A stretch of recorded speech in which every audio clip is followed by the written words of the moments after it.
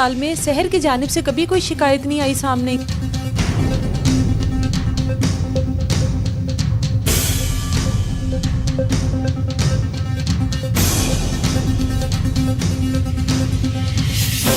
उसके ससुराल वालों की जानिब से फ़ोन आता है कि आपकी बेटी ने खुद को फांसी पर लटका लिया है, अपनी बेटी को आकर ले जाएं। इस टाइम मैं सहर बानो के घर में मौजूद हूँ, जिसने ईद के दिन अपने वालिदैन से ईद मिलने के लिए आना था।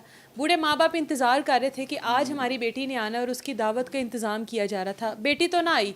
उसके ससुराल वालों की जानिब से फ़ोन आता है कि आपकी बेटी ने खुद को फांसी पर लटका लिया है, अपनी बेटी को आकर ले जाएं। अब ये क्या मामला है? ससुराल वालों के साथ ताल्लुकात किस तरह के थे? मियाँ बीवी के आपस में ताल्लुकात किस तरह से थे? उनकी वालदा हमारे साथ मौजूद हैं। वालिद की हालत आप लोगों के सामने, जिनकी इकलौती बेटी इस दुनिया से चली गई हो, उनकी हालत इसी तरह से ही होती है जिस तरह से है। अब भाई हमारे साथ मौजूद हैं, उनसे बात करते हैं। कितनी देर हो गई थी सहर की शादी को? तकरीबन 1.5 साल हो गया था। 1.5 साल। ये शादी अपनों में की हुई है आपने? नहीं, मेरे पास काम करवाने के लिए आता था। इतना मीठा बंदा मैंने दुनिया में नहीं देखा। इतना वो मीठा लड़का जिससे शादी हुई है, उसका बाप? सर है जो, अच्छा। इतना मीठा बंदा मैंने दुनिया में नहीं देखा। ऐसे ही कहता था कि इससे जैसा कोई अच्छा है ही नहीं है। कहता यार मैंने अपने बेटे की शादी करनी है। मैं कहा यार मेरे चाचू की बेटी की ना, वो भी ढूंढ रहे हैं, आप देख लें। उसके बाद मैं यही, मेरे पास अल्फाज नहीं है, मैं क्या कहूँ अभी। मेरा तो हाथ कांप रहे हैं। इतना मीठा, मैंने पूरे मोहल्लेदारों से उनसे मेरी रिक्वेस्ट है कि इस बंदे पे यकीन ना करें। इतना मीठा बंदा मैंने दुनिया में नहीं देखा आज तक। इतना बगैरती की है इसने हमारे साथ। ताने करता था, बातें सुनाता था, यार हमें ये गाड़ी लेनी है, वो पैसे नहीं हैं, तो थोड़े चलो, बातों बातों में इशारे देता था कि यार ये जाके कहे। बस क्या हमारे वज़ीर आला से यही नहीं, जब ये जो शहर है 1.5 साल तकरीबन रही है उनके साथ, 1.5 साल में शहर की जानिब से कभी कोई शिकायत नहीं आई सामने कि वो तंग है या परेशानी होती है उसको वहाँ पे? उन्होंने डराया इस तरह था कि वो बता नहीं सकती थी आगे। इस तरह टॉर्चर किया हुआ था उन्होंने। हर बात पे, यानी कि हर बात पे उसको ना ताने देना, ये खाना बनाया है, इसमें नमक कम है, इसमें ये नहीं है। आगे मुझे फ़ोन कर देना, यार ये अभी तक नीचे नहीं उतरे। 2-2 बजे तक उसका शौहर बाहर रहता था, 2-2 बजे तक जागती रहती थी। उसका जो बाप है ना, वो नहीं उसको जाने देता था, तंग करता था। यानी कि उनको 2 बजे आना है उसने, फिर उसको खाना वगैरह देना है। 3-4 बज जाते थे सोते सोते। शहर ने मेरे से की है बात के 3-4 बज जाते हैं भाई, मैं कैसे 8-9 बजे नीचे आ जाऊँ। शहर के घर औलाद हुई है, जब जब इनको भी पता लगा कि बेटा हुआ है, वो तो उसकी ज़िंदगी इतनी नहीं थी। उस टाइम भी इन लोगों की डिमांड्स थी कुछ? डिमांड्स बस यही थी, वो लड़की कहती थी आगे भाइयों को कि मुझे कुछ पैसे चाहिए, लेकिन साफ साफ नहीं बोल पा कुछ रही। पैसे मतलब 10 लाख तकरीबन? पहले तो उसने 10 लाख ने कहा, लेकिन बाद में उसको इन्होंने पूछा कितने चाहिए, उसने 10 लाख तक मुझे चाहिए। उसने क्या करने हैं कि आसिफ को दुकान लेके देनी है, वो किराया नहीं दे सकता, दुकान लेके देनी है। बस इन्होंने फिर टाल दिया कि अच्छा हम करेंगे, कुछ करेंगे। हमें पता होता तो ये काम हो जाना था, हमने तो कहीं से भी कहीं से करके दे देने थे उनको। शहर ईद मिलने के लिए आ रही थी उस दिन आपसे? जी, ईद मिलने आ रही थी मेरी बेटी। ईद मिलने नहीं आई, मेरी बेटी का तो जनाजा आया उस दिन। मेरी बेटी नहीं आई उस दिन, मैं तो ईद भी नहीं मिल सका मेरी बेटी से। मरी हुई को अस्पताल देख के तो बस मैं तो उससे नहीं, आप ही मर गया हूँ। अभी आंसू नहीं है रोने के लिए, आंसू ख़त्म हो गए हैं। शहर के भाई भी हमारे साथ मौजूद हैं, इनसे भी बात करते हैं। इतला किस तरह से मिली है, क्योंकि आप लोग तो दावत का इंतज़ाम कर रहे थे यहाँ पर? मुझे कॉल की थी। अच्छा। मुझे कॉल की थी, शहर ने ना अपने आप को फंदा ले लिया है। उसके शोहर ने आपको कॉल किया? उसके वाले साहब ने मेरे साथ अटैच थे।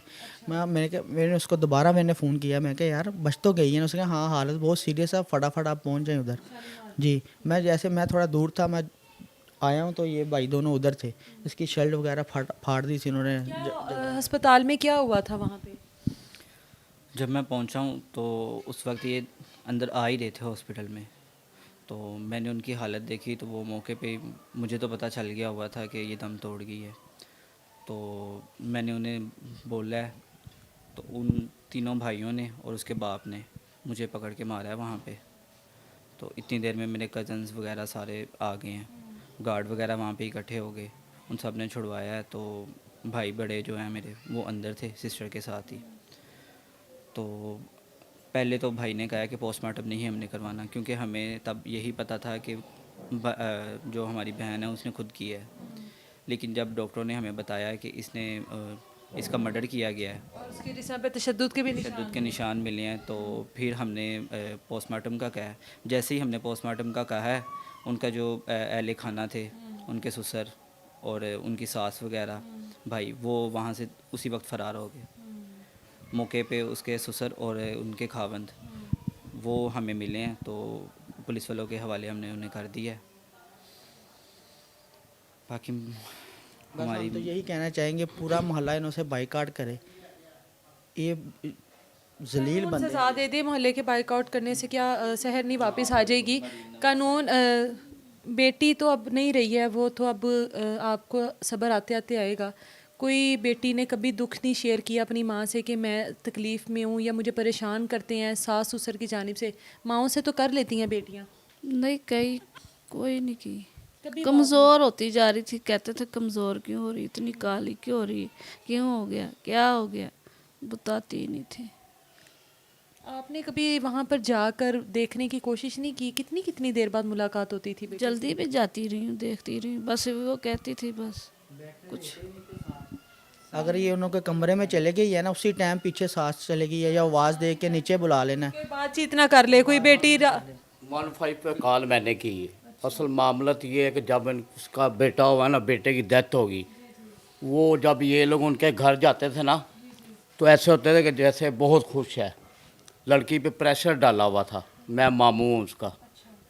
15 पे कॉल की, जैसे ही पुलिस आई तो वो कहते थे इसकी डेथ होगी। मैं अंदर गया, मैंने देखा हर चीज़। पोस्टमार्टम के दौरान मैंने करवाई उधर जनरल हॉस्पिटल। जब कहा पोस्टमार्टम कराने लगे, फिर लड़ाई झगड़ा हो गया आपस में। वो लोग इनको मारने लगे, बहुत दंगा फसाद हो गया, लोग इकट्ठे हो गए सारे अवाम।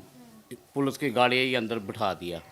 मामला तो ये है कि उसने इधर आना था ईद के दूसरे दौरान, तो उन्होंने कहा उसने बच्चे ने अब इन्होंने मारा है इसको आने से पहले। बात कुछ ऐसी होगी कि उसने बच्ची ने कहा कि मैंने अब जाके घर बता देना है। जो बात है मैंने जो दिल में रखी, जो होगा मैंने अब बता देना है। दूसरी पैसों की डिमांड की थी उन्होंने, 10 लाख की, 6-7 माह से चल रही थी।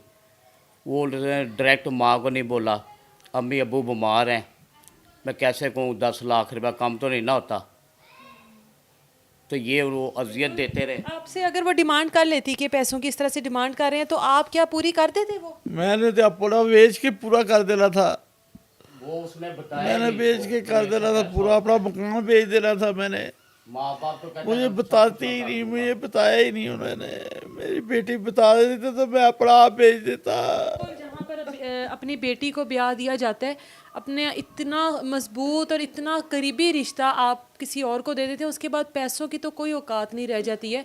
पैसे भी वालदैन अपनी बेटियों के ऊपर से वार कर फेंक दे, लेकिन खुदारा उनकी बेटियों को ज़िंदा सलामत अगर आपको नहीं समझ में आती, आप लोग नहीं उनको संभाल पाते, उनको ज़िंदा सलामत वापस उनके वालदैन के घर में छोड़ दें। इस तरह से मार कर उनके वालदैन को सारी ज़िंदगी का सदमा ना दें। अब जब जब हर साल ईद आएगी, इस घर में सफ़े मातम बिछेगा, इस घर में शोक का समा होगा, क्योंकि इनकी बेटी इनसे ईद मिलने के लिए आ रही थी और वो ईद मिलने नहीं आई, बल्कि तैयार हुई हुई गीले बालों के साथ खुद मौजूद थी। देखा है, उनका खुद का एक बयान नहीं है। कभी कहते हैं ये पंखे के साथ उसने बांध, क्या तो कह रहे थे गीले बाल है उसके, अभी तो हाँ का तैयार हो रही थी तो जालमों ने मार दिया।